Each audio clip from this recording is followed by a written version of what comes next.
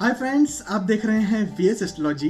मैं गौरव आपका बहुत बहुत स्वागत करता हूं वीएस एस्ट्रोलॉजी में।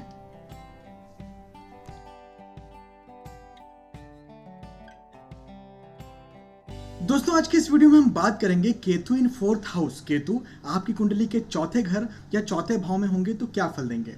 दोस्तों, लेसन की शुरुआत करने से पहले कुछ बातों का विशेष ध्यान रखें। पहली बात, केतु के किसी भी निष्कर्ष पर पहुंचने से पहले उसकी आप डिग्री देख लें। केतु की डिग्री, यदि केतु या कोई और भी ग्रह उसकी डिग्री यदि 10 के नीचे है या फिर 20 के ऊपर है तो अपने खराब या अच्छे फल देने के ज़्यादा काबिल नहीं रह जाते।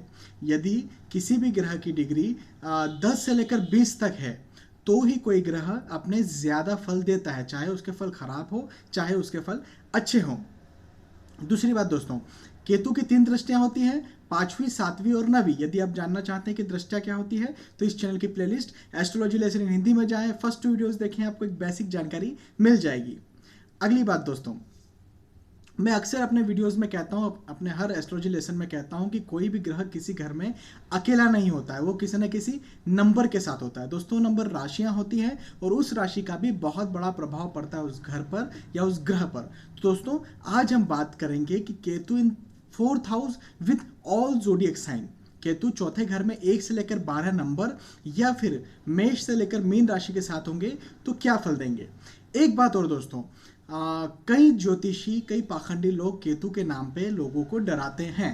एक्चुअली केतु से सिर्फ डरने की ही जरूरत नहीं है।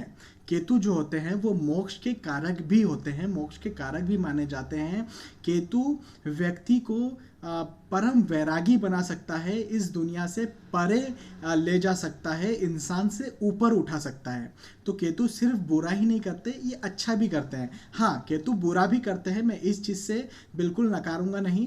केतु व्यक्ति को महाडाकू, महाचोर, महापापी भी बना सकते हैं। तो केतु के रिजल्ट में एक फ्लक्चुएशन होता है जो बहुत ज़मीन आसमान का अंतर आ जाता है। इसलिए मैं अपने केतु के ये जो सीरीज़ बना रहा हूँ, इसमें हर सीरीज़ में कहता हूँ कि जो इसके रिजल्ट हैं, इसके जो परिणाम होते हैं केतु के, उसमें कुछ ऊपर नीचे परिणाम हो सकता है क्योंकि इसके रिजल्ट में फ्लक्चुएशन होता है। और ज्योतिष शास्त्र में भी इसका सही जो रिजल्ट है वो निकालना थोड़ा ज़्यादा कठिन हो जाता है। तो दोस्तों, हो सकता है कि थोड़ा बहुत ऊपर नीचे रिजल्ट में फ्लक्चुएशन आए, लेकिन जो मैंने केतु के बेसिक रिजल्ट देखे हैं चौथे घर में सारी राशियों के साथ और जो मैंने सीखा है वो मैं आपको बता देता हूं कि एक बेसिकली और जो रिजल्ट केतु के होते हैं चौथे घर में अलग अलग राशियों के साथ वो क्या होते हैं। चलिए दोस्तों, लेसन की शुरुआत करते हैं।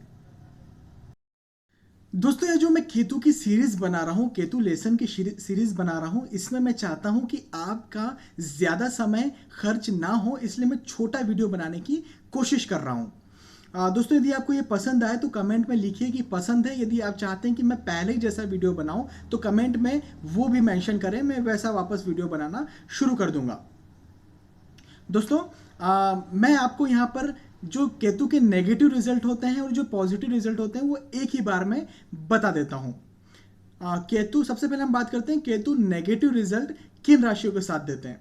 दोस्तों, जब केतु चौथे घर में 1 नंबर या मेष राशि के साथ हो, 2 नंबर या वृषभ राशि के साथ हो, 3 नंबर या मिथुन राशि के साथ हो, 4 नंबर या कर्क राशि के साथ हो, 5 नंबर या सिंह राशि के साथ हो और 12 नंबर या मीन राशि के साथ हो तो अपने नेगेटिव रिजल्ट केतु अपनी महादशा या अंतर्दशा में देते हैं।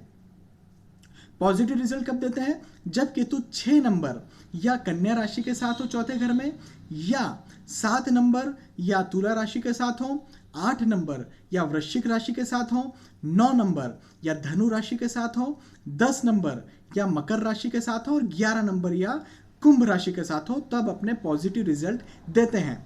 एक बात का और विशेष ध्यान रखें कि केतु 3 नंबर या मिथुन राशि के साथ नीच के माने जाते हैं तो यहां पर सबसे बुरा रिजल्ट देंगे, और केतु 9 नंबर या धनु राशि के साथ उच्च के माने जाते हैं तो यहां पर बहुत ही अच्छा एक पॉजिटिव रिजल्ट देंगे अपनी महादशा या अंतर्दशा में।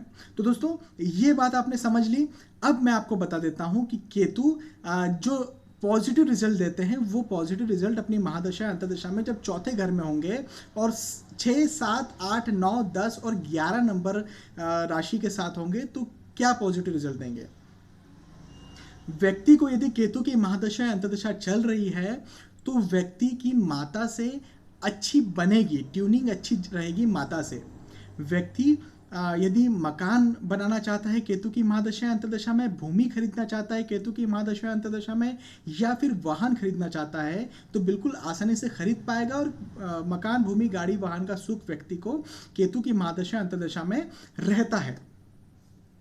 जब केतु अपनी दृष्टि 8वें घर में डालते हैं तो व्यक्ति का जो चिंतन होता है वो सकारात्मक चिंतन होता है और उससे व्यक्ति आगे बढ़ता है। जब केतु अपनी 7वीं दृष्टि 10वें घर में डालते हैं तो यहाँ से रिलेटेड भी पॉजिटिव रिजल्ट मिलता है। व्यक्ति का जो कर्म है, रोजगार है या नौकरी करता है, बिजनेस करता है, जो भी कमाई का साधन है व्यक्ति का, वो बहुत अच्छा चलता है। व्यक्ति का कामकाज अच्छा चलता है केतु की महादशा या अंतर्दशा में। जब केतु अपनी दृष्टि 12वें घर में डालते हैं तो यहाँ से रिलेटेड भी व्यक्ति को पॉजिटिव रिजल्ट मिलता है। व्यक्ति ये चूंकि 12वां घर जो होता है व्यय का घर माना जाता है, व्यर्थ के खर्चों का घर माना जाता है, तो यहाँ पर जब केतु अपनी दृष्टि डालेंगे तो यहाँ से रिलेटेड भी पॉजिटिव रिजल्ट मिलेगा और व्यक्ति का खर्चा उतना ज़्यादा नहीं होगा, या फिर जहाँ पर भी व्यक्ति खर्च करेगा वो एक इन्वेस्टमेंट के रूप में हो जाएगा और व्यक्ति को आगे चलकर उसका फायदा ज़रूर मिलेगा। अब दोस्तों मैं आपको बता देता हूँ कि नेगेटिव रिजल्ट जो केतु देंगे वो क्या देंगे।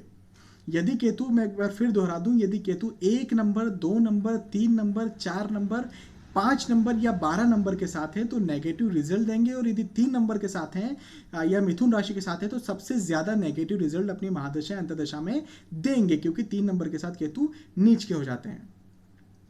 व्यक्ति की या तो केतु की महादशा अंतर्दशा में माता से नहीं बनेगी, या माता से बनेगी तो माता से व्यक्ति की दूरी हो जाएगी। माता के स्वास्थ्य के लिए भी केतु की महादशा अंतर्दशा का समय व्यक्ति के लिए अच्छा नहीं रहेगा। यदि व्यक्ति मकान बनाना चाहता है, भूमि खरीदना चाहता है, वाहन खरीदना चाहता है तो केतु की महादशा अंतर्दशा व्यक्ति के लिए बहुत ज़्यादा खराब रहती है। जब केतु अपनी दृष्टि 8वें घर में डालते हैं तो व्यक्ति व्यर्थ की चिंताओं में फंसा रहता है। केतु की महादशा या अंतर्दशा में चिंता, टेंशन व्यक्ति को ज़्यादा होता है, तनाव व्यक्ति को ज़्यादा होता है। जब केतु अपनी दृष्टि 10वें घर में डालते हैं, व्यक्ति का जो रोजगार होता है, व्यक्ति नौकरी करता है या व्यवसाय करता है तो वहाँ पर भी व्यक्ति को कुछ ना कुछ प्रॉब्लम्स, एक फ्लक्चुएशन चलता ही रहता है। रोजगार है तो छूटा या लगा, छूटा लगा, इस तरह से एक उतार चढ़ाव व्यक्ति के रोजगार में, नौकरी में, व्यवसाय में चलता रहता है केतु की महादशा या अंतर्दशा में। तो मेरी सलाह यह है कि केतु की महादशा अंतर्दशा व्यक्ति को चल रही है और यदि इन नंबरों के साथ केतु हैं तो व्यक्ति को केतु की महादशा अंतर्दशा में अपना कम से कम व्यवसाय तो शुरू नहीं करना चाहिए। यदि व्यवसाय शुरू करना चाहता है तो व्यक्ति को व्यवसाय शुरू नहीं करना चाहिए।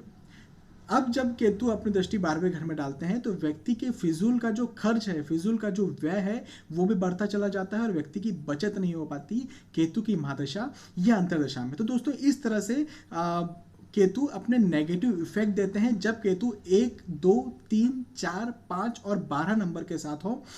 3 नंबर के साथ केतु नीच के होते हैं तो यहाँ पर बहुत ज़्यादा नेगेटिव इफेक्ट देते हैं।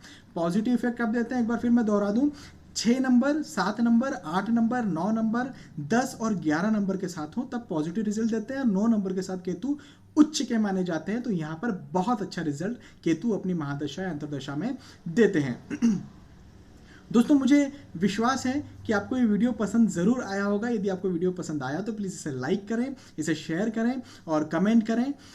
दोस्तों आपको एक फ़ायदे की आपकी और बात बता दूं कि यदि आप इसी तरह एस्ट्रोलॉजी ज्योतिष सीखना चाहते हैं, यदि आप अपनी कुंडली खुद पढ़ना चाहते हैं बिना किसी की मदद के, तो प्लीज़ इस चैनल की प्लेलिस्ट एस्ट्रोलॉजी लेसन हिंदी में जाएँ। वहाँ पर हम step by step videos upload करते रहते हैं जहाँ जाकर आप एस्ट्रोलॉजी ज्योतिष सीख सकते हैं। यदि आप रेगुलर अपने राशि फल भी जानना चाहते हैं, यदि एस्ट्रोलॉजी के अपडेट जानना चाहते हैं तो प्लीज़ इस चैनल को सब्सक्राइब करें।